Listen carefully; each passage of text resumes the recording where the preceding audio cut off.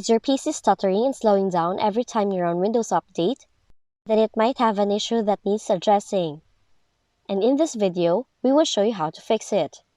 Now, if malware infects your computer, the first step you should do is a full malware scan.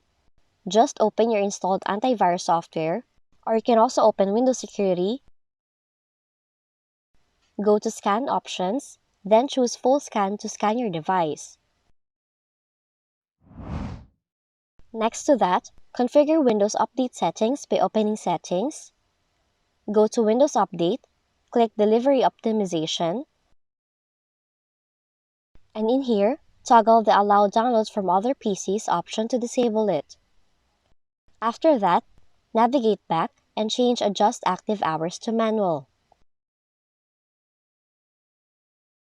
You should also adjust the start and end time depending on when you use your computer actively. And lastly, launch Windows Update Troubleshooter by opening Settings, go to Troubleshoot, find Other Troubleshooter, and then run the Windows Update Troubleshooter.